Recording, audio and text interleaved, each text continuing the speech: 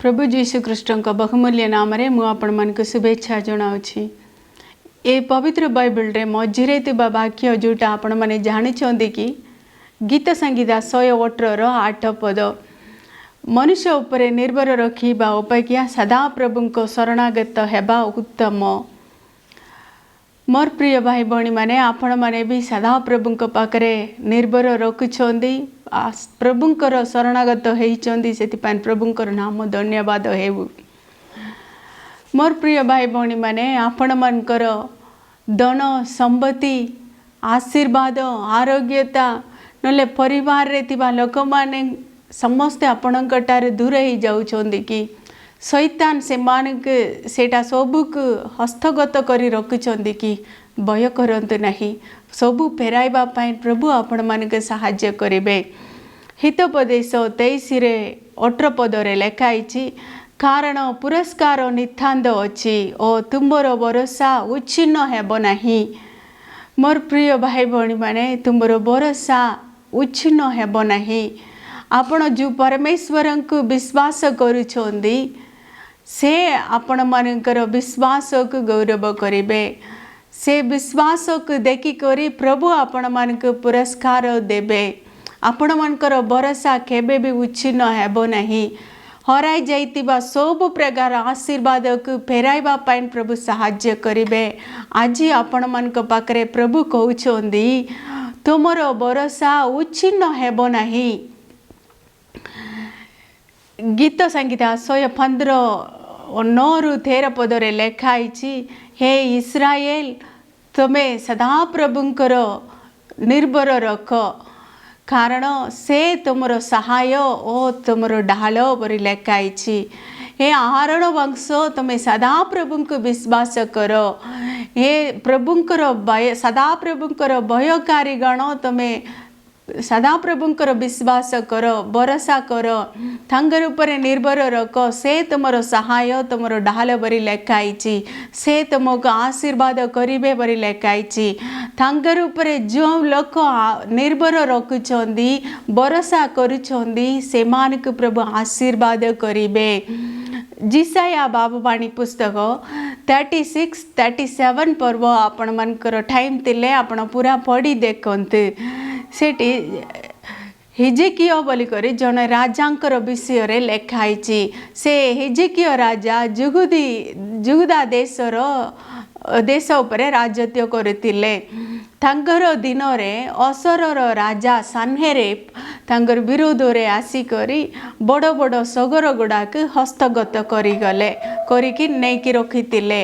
Last रे से Jerusalem विरोध रे भी आसिले।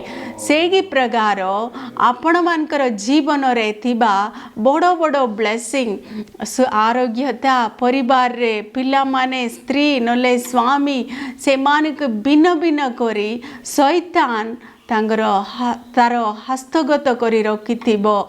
धन संपत्ति सबुक शैतान से असरर राजा सन्हेरिप परी शैतान आपण मानकर आशीर्वाद को हस्तगत करी रखिथिबो। आपण माने भय करंतु नहीं। से हिजकिया राजा कौन करला से विषय रे मु शार्टली कहीदेवी।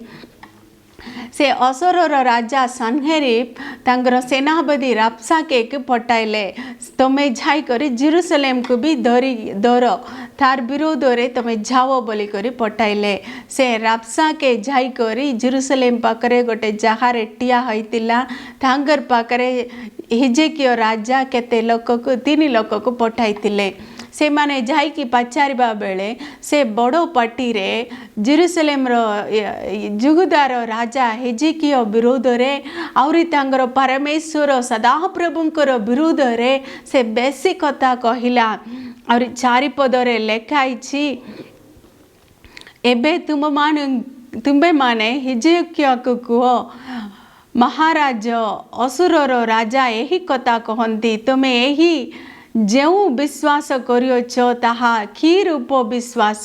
ଦେଖନ୍ତୁ କେତେ ପରିହାସ କରି କହିଲା, କି ରୂପ ବିଶ୍ୱାସ ତୁମେ କରିଅଛ। ଆହୁରି 5ରେ ଲେଖା ହେଇଛି, ତୁମେ କାହା ଉପରେ ନିର୍ଭର କରି ମୋର ବିଦ୍ରୋହୀ ହୋଇଅଛ ବୋଲି କହୁଛନ୍ତି। ପ୍ରଭୁଙ୍କୁ ହିଜକିୟା ରାଜା ବିଶ୍ୱାସ କରି ଭରସା କରି ରହୁଛନ୍ତି, ତାହାକୁ ରାବସାକେ ଆସିକରି ଅପମାନରେ ସେ ପରିହାସ କରି କହୁଛନ୍ତି। ଆହୁରି ତାଙ୍କର ପାଖରେ ଥିବା ବଡ଼ ବଡ଼ ସହରକୁ ବି ସେ ହସ୍ତଗତ କରି ରଖିଥିଲା। ସେହି ପ୍ରକାର ଶୈତାନ ଆପଣମାନଙ୍କର ବିରୋଧରେ ଆସୁଛନ୍ତି କି ଆପଣମାନଙ୍କୁ ପରିହାସ କରି ଲୋକମାନଙ୍କୁ ଦେଇକରି ପରିହାସ କରିଛନ୍ତି କି ଅପମାନ କରିଛନ୍ତି କି ଆପଣମାନେ ଭୟ କରନ୍ତୁ ନାହିଁ। ଆପଣମାନଙ୍କର ଭରସା ଉଚ୍ଛିନ୍ନ ହେବ ନାହିଁ। ସେ ହିଜକିୟା ରାଜା କ'ଣ କଲା, ରାବସାକେ ଦ୍ୱାରା ସେ ଯେଉଁ କଥା ଶୁଣିଥିଲା ଆଉ ଯେଉଁ ପତ୍ର ପାଇଥିଲା ସବୁକୁ ନେଇକରି ତାଙ୍କର ବସ୍ତ୍ରକୁ ଚିରି କରି ଅଖା ବସ୍ତ୍ର ପିନ୍ଧି କରି ପ୍ରଭୁଙ୍କର ମନ୍ଦିରରେ ସେ ପ୍ରାର୍ଥନା କଲା, ସବୁ ପ୍ରଭୁକୁ ଜଣାଇଲା। ସେତେବେଳେ ପ୍ରଭୁ ଯିଶାୟା ବାବାବାଣୀଙ୍କ ଦ୍ୱାରା କଥା କହିଲେ, ମୁଁ ଅସରର ରାଜା ସନ୍ହେରୀବକୁ ଗୋଟେ ଆତ୍ମାକୁ ପଠାଇବି, ସେ ଜେରୁସଲେମ ବିରୋଧରେ ଆସିବ ନାହିଁ, ସେ ତାର ଦେଶକୁ ଫେରିଯିବ ବୋଲି ପ୍ରଭୁ କହିଲେ। ଦେଖନ୍ତୁ ସେହି ବାକ୍ୟ ଅନୁସାରେ ଆଉ ସେ ସନ୍ହେରୀବ ଆଉ ରାବସାକେ ତାଙ୍କର ସେନାପତି ରାବସାକେ ଆସିକରି ଯୁଗୁଦି ଲୋକମାନଙ୍କୁ ବି ବେଶୀ ଖରାପ ଭାଷାରେ ବି କଥା ହେଇଥିଲା। ପ୍ରଭୁଙ୍କର ବିଶ୍ୱାସ ରହିବା ପାଇଁ ତମେ ଜାଗା ଦିଅ ନାହିଁ ବୋଲିକରି ଜେରୁସଲେମର ରାଜା ହିଜକିୟାକୁ ବି ଅପମାନର କଥା କହିଥିଲା। ମାତ୍ର ସଦାପ୍ରଭୁ ସେମାନଙ୍କୁ ଜାଗା ଦେଲେ ନାହିଁ। କାରଣ କ'ଣ? ହିଜକିୟା ରାଜା ସଦାପ୍ରଭୁଙ୍କ ଉପରେ ନିର୍ଭର ରଖିଥିଲା, ପ୍ରଭୁଙ୍କ ପାଖରେ ପ୍ରାର୍ଥନା କରିଥିଲା, ପ୍ରଭୁଙ୍କ ପାଖରେ ନିଜକୁ ନମ୍ରତା କରି ପ୍ରାର୍ଥନା କରିଥିଲା। ସେଥିପାଇଁ ପ୍ରଭୁ ସେ ଜେରୁସଲେମ ସହର ପାଇଁ ଉଦ୍ଯୋଗୀ ହେଇଗଲେ। ସେ ସନ୍ହେରୀବ ରାଜାକୁ ସେ ତାର ନିଜ ଦେଶକୁ ଫେରାଇ ଦେଲେ। ତାପରେ ସେ ନିନିବେରେ ରହିଲା ବେଳେ ତାଙ୍କର ପୁଅମାନେ ତାଙ୍କର ମନ୍ଦିର ଯାଇଥିବା ବେଳେ ତାଙ୍କର ପୁଅମାନେ ଯାଇକରି ତାକୁ ବଧ କରିଦେଲେ, ସେ ମରିଗଲା। ଦେଖନ୍ତୁ ପ୍ରଭୁଙ୍କ ପାଖରେ ଆପଣମାନେ ବିଶ୍ୱାସ କରନ୍ତୁ। ଯେଉଁ ଲୋକ ଆପଣଙ୍କର ବିରୋଧରେ ସେ ଅସରର ରାଜା ତାଙ୍କର ସେନାପତି ରାବସାକେ ପରି ଆପଣମାନଙ୍କର ବିରୋଧରେ ନିନ୍ଦା ପରିହାସ ଅପମାନ କରୁଛନ୍ତି କି ଅସରର ରାଜା ସନ୍ହେରୀବ ପରି ଆପଣମାନଙ୍କର ଆଶୀର୍ବାଦକୁ ସେ ନେଇଯାଉଛନ୍ତି କି ହସ୍ତଗତ କରି ରଖୁଛନ୍ତି କି ଆପଣମାନେ ଭୟ କରନ୍ତୁ ନାହିଁ। ଆପଣମାନଙ୍କର ଭରସା ଉଚ୍ଛିନ୍ନ ହେବ ନାହିଁ। ଆହୁରି ଆପଣମାନେ ପ୍ରଭୁକୁ ବିଶ୍ୱାସ କରନ୍ତୁ, ପରମେଶ୍ୱରଙ୍କର ଉପରେ ନିର୍ଭର ରଖନ୍ତୁ। ହରାଇ ଯାଇଥିବା ଶୈତାନ ନେଇଯାଇଥିବା ସବୁ ପ୍ରକାର ଆଶୀର୍ବାଦକୁ ପୁନର୍ବାର ଆପଣମାନେ ଫେରି ନେବେ। ସେ ଅସରର ରାଜା ତାଙ୍କର ପୁଅମାନଙ୍କର ଦ୍ୱାରା ସନ୍ହେରୀବ ମରିଗଲା। ତାପରେ ହିଜକିୟା ରାଜା ଜେରୁସଲେମର ରାଜା ହିଜକିୟା ତାର ସବୁ ସଗର ଗୁଡ଼ାକୁ ପୁନର୍ବାର ସେ ଆଦାୟ କରଲା, ସେ ତାଙ୍କର ପାଖରେ ଫେରି ଆଣିଲା। ସେହି ପ୍ରକାର ଆପଣମାନେ ହରାଇ ଯାଇଥିବା ପ୍ରତ୍ୟେକ ଆଶୀର୍ବାଦକୁ ଆଜି ପ୍ରଭୁ ଆପଣମାନଙ୍କୁ ଦେବା ପାଇଁ ଆପଣମାନଙ୍କର ନିକଟବର୍ତ୍ତୀ ଅଛନ୍ତି। ଆପଣମାନଙ୍କର ଭରସା ଉଚ୍ଛିନ୍ନ ହେବ ନାହିଁ। ମୋର ପ୍ରିୟ ଭାଇ ଭଉଣୀମାନେ, ଆସନ୍ତୁ ଆମେ ପ୍ରାର୍ଥନା କରିବା, ପ୍ରଭୁଙ୍କ ହସ୍ତରେ ସମର୍ପଣ କରିବା। ପ୍ରଭୁ ଧନ୍ୟବାଦ ରାଜା, ତମର ଭରସା ଉଚ୍ଛିନ୍ନ ହେବ ନାହିଁ ବୋଲି କହିଅଛ। ପ୍ରଭୁ କେତେ ଭାଇ ଭଉଣୀମାନେ ତୁମର ଉପରେ ଭରସା କରି ରହୁଛନ୍ତି, ସେମାନେ ସମସ୍ତଙ୍କୁ ତୁମେ ଆଶୀର୍ବାଦ କର।